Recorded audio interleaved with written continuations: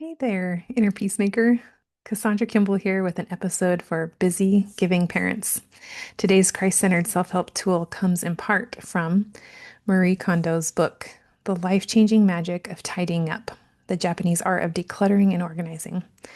This is episode 29, Respect for Inanimate Objects and Buildings. This past month, my family was assigned a day to clean the church. Everyone rotates, right? We all take turns doing that. And it was our turn.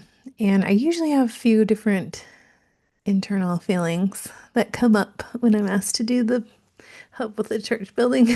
And I can tell I internally grumble a little. I admit that. A little bit of like just not very enthusiastic, a little bit of dread, a little bit of happy to like do that part and to be helpful to my church group. And so it's a mix of some feelings. It's mostly not very positive though, my internally. Like I show up and I'm smiling and everything, but internally I'm not always that happy. And so this past time that I was assigned, um, I had a few older people that were cleaning with me, and they couldn't meet at the regular time, so they came earlier. Let's just pause and like clap for them or something. They're amazing to even ask that they could come earlier instead of like having an excuse or reason to not to come help because they couldn't do it later. And I was like, they're just amazing for still coming early. So, first of all, it stood out to me. They're willing to come earlier. And then another thing that stood out to me was something one of the sisters said. So, she's a newer member to join the Church of Jesus Christ of Latter-day Saints. And while we were cleaning the bathrooms, it's a very lovely setting, I know. But while we were in there cleaning together, she just very sincerely expressed this like real gratitude for the church building and the church, like the church and the church building. And she said it was such an honor to come help clean it. She felt this like deep gratitude for the church and for the building and where she could learn and take the sacrament each week. And I just kept reflecting on that kind of attitude and that response towards cleaning the church. I'm not going to forget that. And I just kept thinking about it. It just kept coming up in my mind. And I don't beat myself up or for feeling the feelings I currently have, like not absolutely loving it. And because that's where I am right now. And there is a small growing desire, though, to like develop a deeper appreciation for inanimate objects, like a church building. I don't think I really ever thought about this before, I did realize that some people, like in their prayers, over the pulpit, like in sacrament meeting, I've noticed that some people are like, we thank thee for this church building. And I don't ever say that, but I think there's something to that to just show respect and gratitude to God and for the building that we even have this to meet in. It just really hit me this time, and I just kept thinking about it. And I do think in part it stood out to me too because earlier this year, I think just a few months ago, I read Marie Kondo's book. And I know I've already brought it up in another episode, but I reflected on some different chapters in the book that at first I was a little bit like, oh, that's a little extreme, Marie, for of how you think. But I was trying to be open. I was trying to be like, okay, let me just see what I can learn from her. She feels really adamant about these things and really passionate about it. So I want to learn. So I was trying to be open. But she even talked about like socks in a chapter and about your purse when you get home. She takes out all the items in there. And I just remember the way I wish I had it in front of me, the book to read the quotes from it. But just to give you an idea, I remember in one of the chapters, she talks about the way to fold socks. And she's showing everything, right? Like how to organize, how to keep things tidy and in an organized way. And so she talks about folding socks. And but part of it though, it's not just to like save space, which is in part her reasoning. But another part, she was explaining like it allows the elastic a chance to rest. Like I just like instead of folding them like and I've always done that way. I just like fold them inside out so they're stuck together.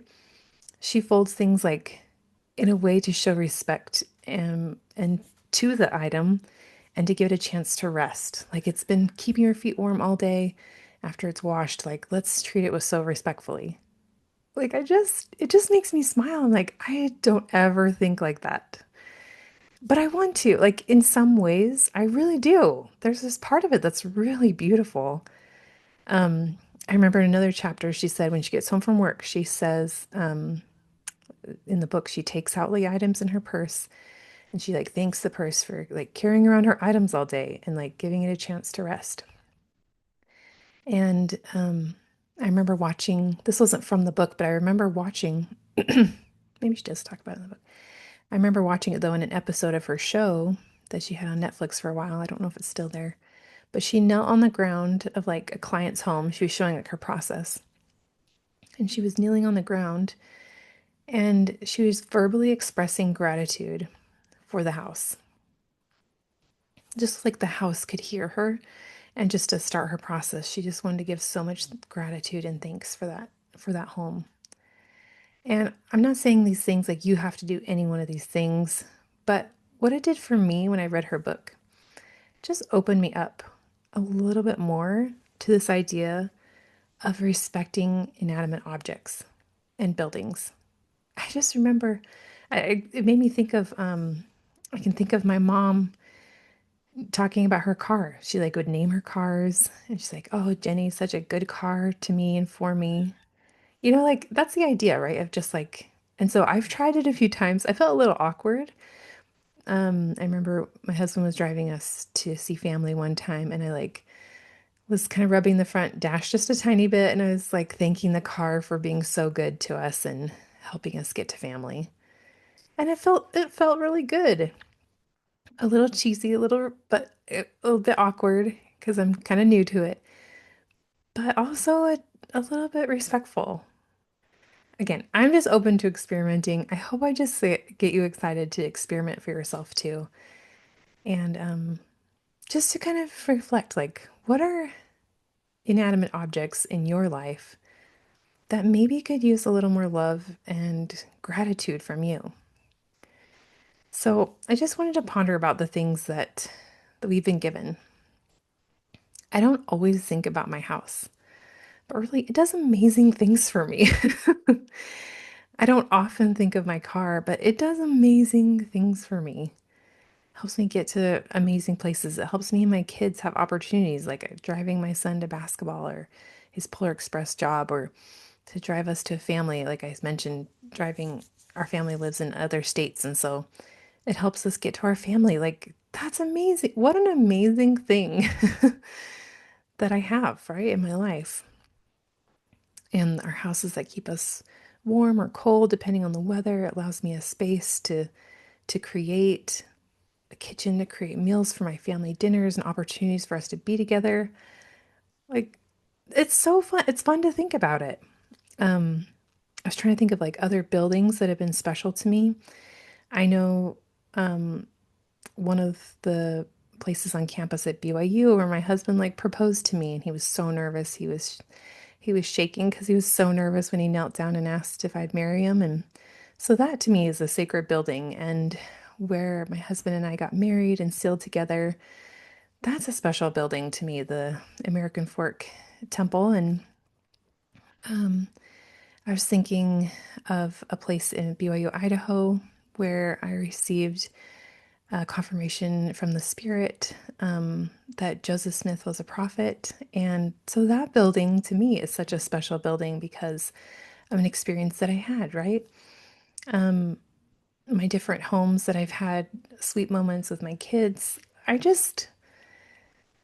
just see it. Can I hope I'm hoping I'm expressing just the idea of feeling gratitude and love and just a little more respect than maybe we're currently feeling for those buildings, right?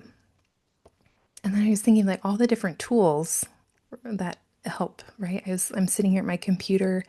My computer is helping me to create and like these pencils on my desk. I was taking notes in my business class yesterday and like just all these little things like to the left here on my desk I've got all these little like knickknacks that remind me of special people in my life. Like this wooden rose um, is carved by my now husband when we were in high school. And I have like this little oil lamp that my husband and I went on a special trip together.